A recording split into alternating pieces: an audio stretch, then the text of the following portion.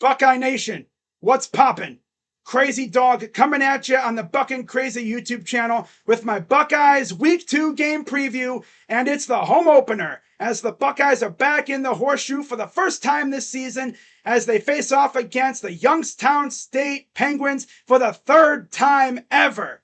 Now, originally, this was supposed to be San Jose State, but at some point during the offseason, Ohio State and San Jose State got together and they mutually agreed to cancel the matchup and look for different opponents. Of course, Ohio State replaced San Jose State with Youngstown State, and I'm pretty sure San Jose State replaced us with Oregon State, which is kind of funny considering they replaced an OSU with another OSU. Oh well. But yeah, someone fact check that for me, please, in the comments. Did San Jose State really replace us with Oregon State? So yeah, if they did, they replaced an OSU with another OSU.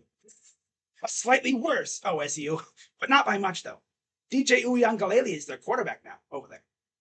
And overall, I heard he looked pretty good.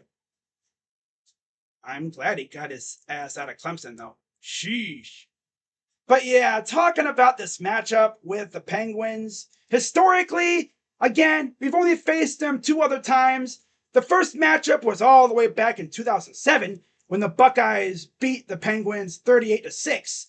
And then a year later, the Buckeyes followed that up with a 43-0 shutout of Youngstown State. Now, honestly, do I expect the same thing this year? Not really. I mean, Youngstown State is a solid team, but when you look at it like this, I mean, we got an FCS team facing an FBS team. And overall, this is a monumental mismatch. Ohio State should have no problems dealing with Youngstown State. Now, of course, if you base last week, if you bring up last week, oh yeah, they looked flat against Indiana. Well, that's Indiana. They're a Big Ten team. Oh, they stink. Their defense was actually solid. Kyle McCord did have a little bit of trouble getting things going. Now, to be fair, he should have had a passing touchdown to Marvin Harrison Jr., but originally, of course, that play got negated due to a flag as Marvin Harrison stepped out of bounds. But get this, yesterday, it was revealed that the penalty should not have been called. So, in essence, Marvin Harrison Jr. should have had a touchdown, and we should have won by at least 30-3. Man. That's crazy. Already getting chunched by the refs. Huh, week 1, and the refs are already coming after us. Like, what gives, man? Right? Now, unfortunately, I could not find a depth chart for Youngstown State, so I'm just going to use their box score from last week's game against Valparaiso. Now, for those who are curious, Youngstown State absolutely dominated Valparaiso 52-10. And you look at what they did, they mainly crushed them on the ground. Yeah. 41 carries, 303 yards, and 4 touchdowns. Half of which came from one guy, Tyshawn King, who had 11 carries and 111 yards. Deshaun Watley also had a touchdown to go along with 5 carries, 59 yards. And then Bo Brungard had a touchdown on 5 carries and 20 yards. Now, their quarterback was Mitch Davidson, 11 of 19, 130 yards and a touchdown. Through the air, they didn't really do much. I mean, you didn't really need to do much through the air when you were absolutely killing them on the ground. But overall, they had 16 receptions, 169 yards and a touchdown. That touchdown was to CJ Charleston, who had 4 receptions and 47 yards.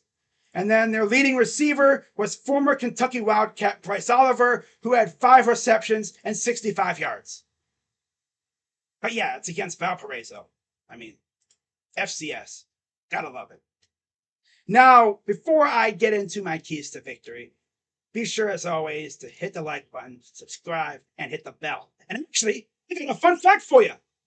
The last time the Buckeyes faced an FCS team was 2013, when they welcomed the Florida A&M Rattlers to the Horseshoe. And that game went about as you'd expect. The Buckeyes absolutely slaughtered the Rattlers 76-0. Oh, there must have been a rule in place or something, because there's no way we would go over almost 10 years between playing FCS teams, right? I mean, Alabama and those SEC teams do it almost every year. So there must have been a rule in place. I'm sure someone in the comments will let me know about that, but I think there was. Yeah. I think the higher ups in the Big Ten put a rule in place to prevent us from playing FCS teams. Otherwise, we'd probably be doing it every year. Getting fat off of FCS teams, right? Shapeless. You're heading against an FCS team. Well, we're just playing who's on our schedule, right? So we'll see how this one goes. Now, my 3 keys to victory. Oh boy. Ready for this?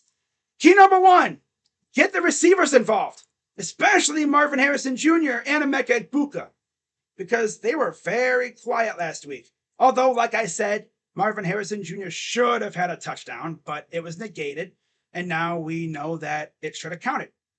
Yeah, he should have had a receiving touchdown. Classic refs, right?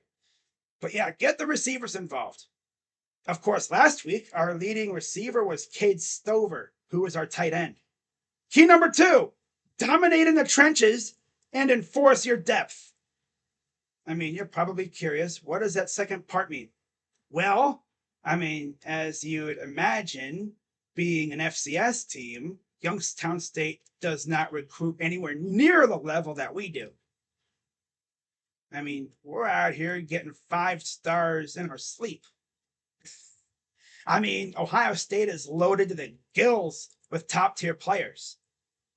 If Ohio State uses their rotations effectively, we could just wear down Youngstown State, and by like middle third quarter, they're going to be on their knees gasping for air. Meanwhile, we're over here just churning fresh legs, right? Now you may be wondering, are we going to see Lincoln Keenholz in this one? I don't know. I don't even know if we're going to see Devin Brown. I'm sure we will. We didn't see him much last week. I wouldn't be surprised if Ryan Day flipped the script and Devin Brown started this week. I have no idea. But it's very possible that depending on the score, we might see Lincoln Keenholz in this one. Now, of course, the new clock rules are going to complicate things because games are going by so quick now. So we'll see what happens there. And then number 3, force turnovers. Yeah. You get in the backfield, you're causing havoc, forcing fumbles, getting interceptions, and you're just wearing down Youngstown State's defense. And by the end, like I said, they're going to be on their hands and knees gasping for air. That's pretty much it right there, man. I mean, that's all you really got to do.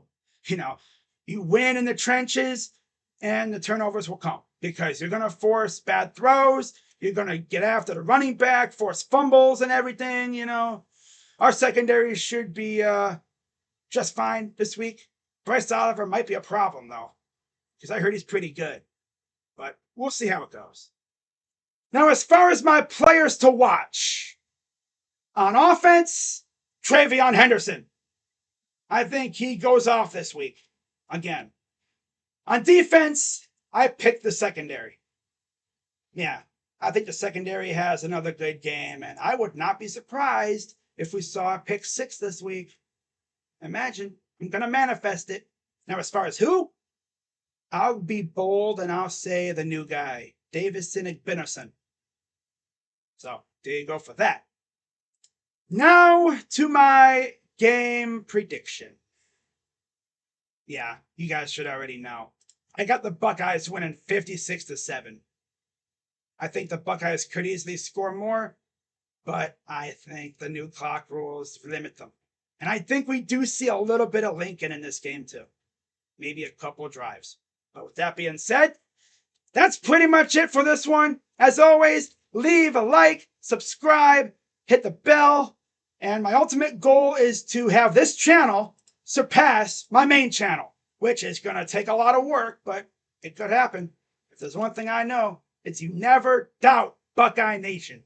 So with that being said, I'm Crazy Dog coming at you on the Buckin' Crazy YouTube channel, and I'll see you tomorrow at noon for the live stream. Hope you guys tune in, and let's go Bucks. OH! I'm out. Bye-bye.